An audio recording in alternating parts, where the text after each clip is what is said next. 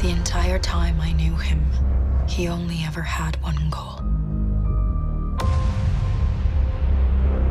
To wipe out half the universe. If he gets all the Infinity Stones, he can do it with the snap of his fingers. Just like that. Tell me his name again. Thanos.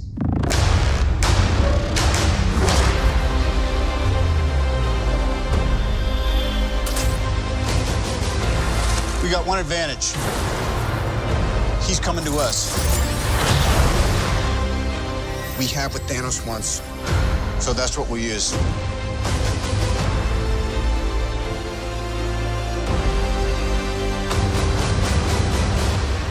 Let's talk about this plan of yours. I think it's good, except it sucks. So let me do the plan, and that way it might be really good. Wow.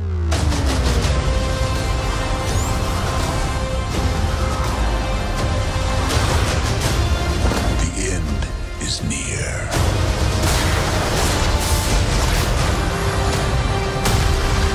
When I'm done, half of humanity will still exist.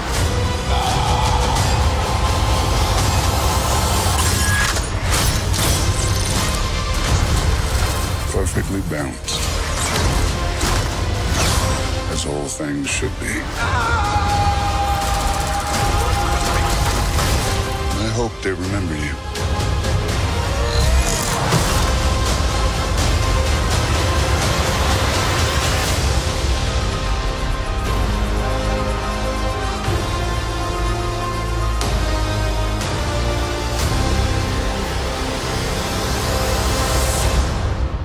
I'm Peter, by the way. Doctor Strange. Oh, you're using your made-up names. Then I am Spider-Man.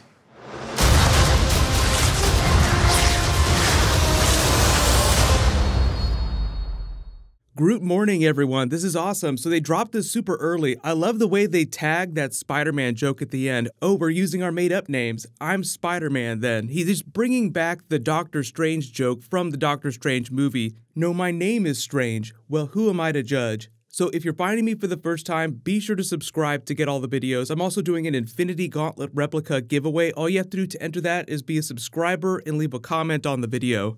Seriously, the only reason I'm not screaming into the microphone is because it's super early in the morning when I'm making this video. But one of the greatest things about the trailer is, some of the comic book moments that they reference, like they pick up with that Gamora speech explaining the Infinity Gauntlet. He could destroy half of all life in the universe with a snap of his fingers, and then she does the finger snap from the comics. But you actually get a shot of young Gamora, so it does look like this will be some of the flashbacks to younger Thanos when she was growing up, when either he'd already taken her from her home or when he conquered her home and took her as tribute.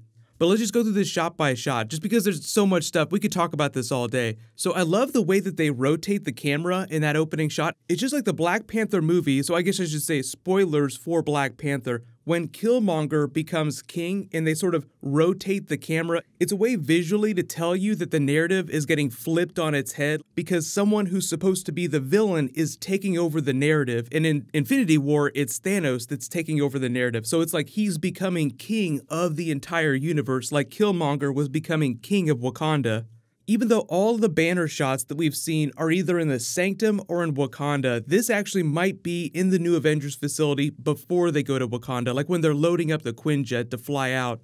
You just get shots of all the different areas that the Avengers pop up in. Like you can see against the background of the Sanctum here, like the ship is actually reflected in the glass, just careening across the sky. Then you see Iron Man shoot up after it. You get a much clearer version of the shot we got from the teaser yesterday. So the really cool thing about the bleeding edge armor that we've kind of known, but we haven't really seen really good shots of, is it just reconfigures itself as Iron Man needs it to, the same way that Black Panther's costume can use nanites to just form around him.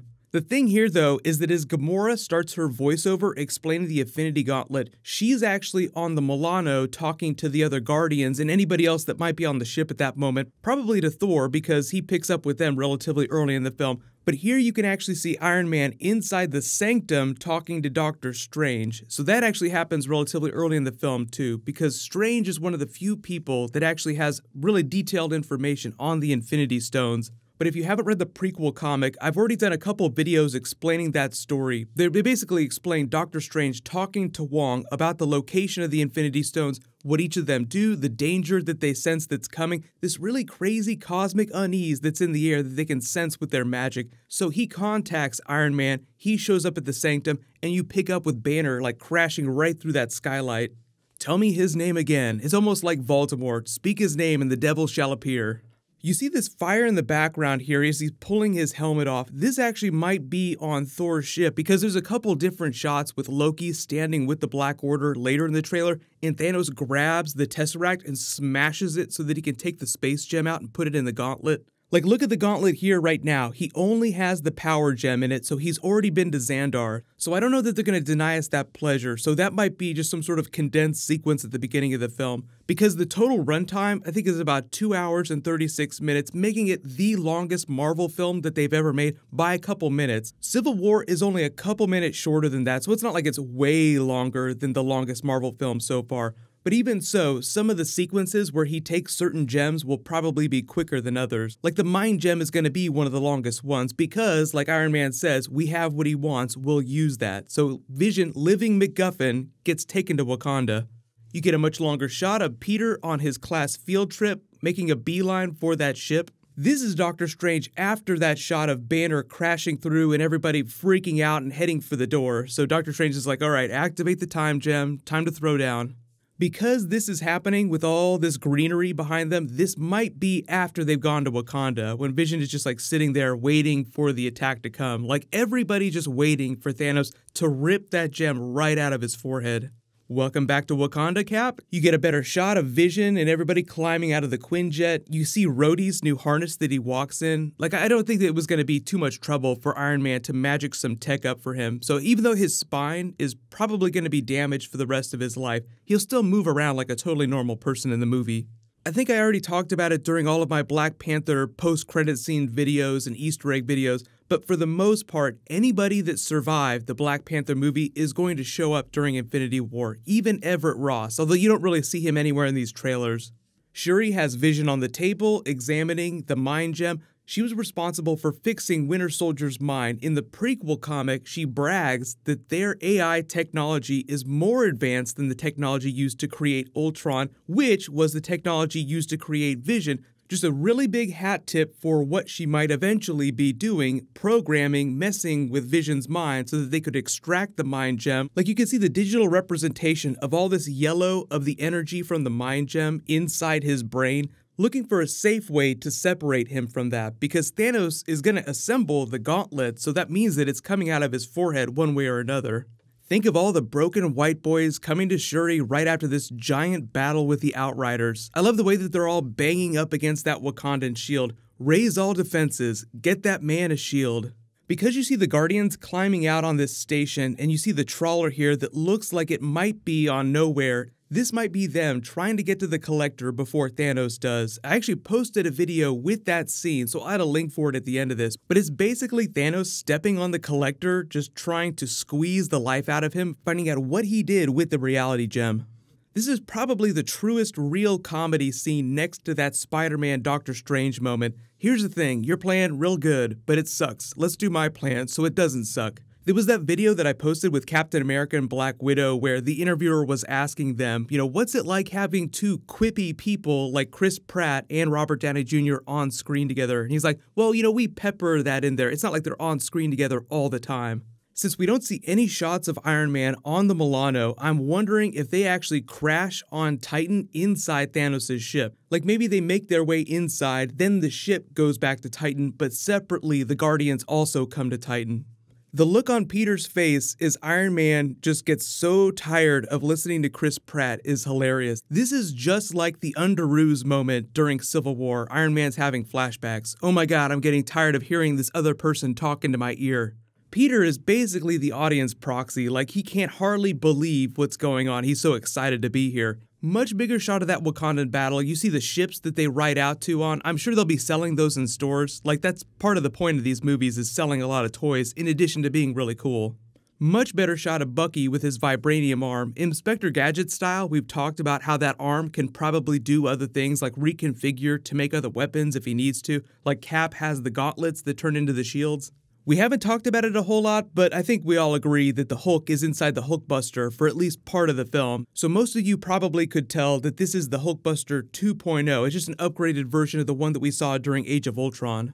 There's a really cool extended scene of Thor getting ready to forge his new Stormbreaker weapon with Rocket and adolescent Groot. Much better shot of Thanos in his full armor with his classic helmet on. This obviously looks like that flashback scene that I was talking about earlier in the video. With him with Gamora, it might be her original home planet that he came to conquer with the Chitauri. More of them just standing around. Haven't really seen the Chitauri in a while after the Avengers blew up most of their fleet. I love Thanos' voiceover too. Perfectly balanced. Hopefully they remember you, but he has that funny glasses half full comment where he says, well, you know, half of all life will still be alive. When he is grabbing Thor's head here too, squeezing him like a grape, this might be happening really early in the film when he boards the Asgardian ship. Like I said, this is the Black Order. This is probably when they come to take the space gem. Loki probably trades it and his allegiance to them in order to spare most of these people's lives, although there's a lot of dead people in the background here. But we finally get better shots of the Black Order. So from left to right, you have Proxima Midnight, Ebony Maw, Corvus Glaive, and then Cole Obsidian. Like I said, his name's Black Dwarf in the comics, but in the movie he's being called Cole Obsidian. In the comics, the name of the entire team is Cole Obsidian.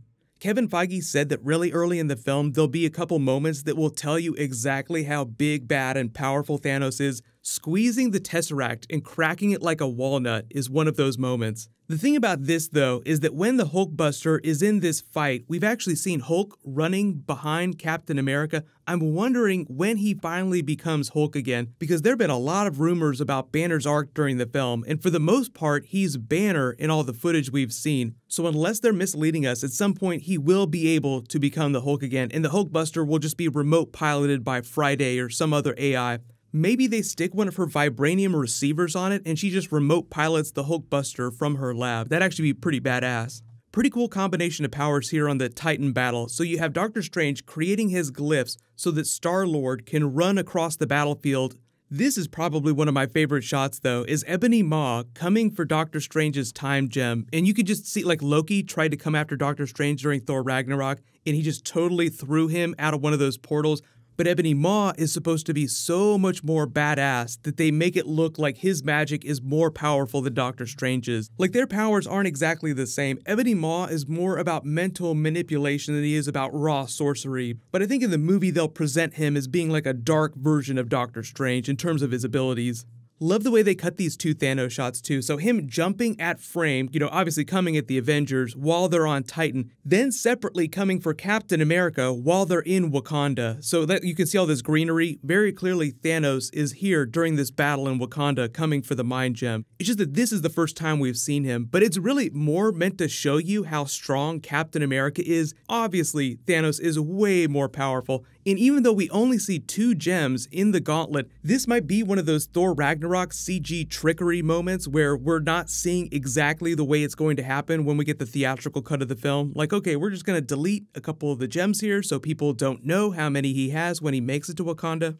Really awesome dexterous shot of Spider-Man swinging through all the ruins of Titan here. The only bummer is that he doesn't have his Iron Spider arms on. We all know about that at this point, so I feel like it's not a spoiler. But let me know in the comments what's your favorite part of this. And obviously, I'll be doing bonus videos about some of this stuff for the next couple of days. But just let me know in the comments which videos you want me to start with first. So congratulations to the giveaway winner from my last big video, Jorge Fire. Please private message me on the About page of my channel so I can get your contact details. I'll name a new winner when I post new Marvel, which will be tomorrow, so no worries. Click here for more of those Infinity War promos that they've been dropping, and click here to learn about the New Gods movie that DC just announced. That's totally crazy.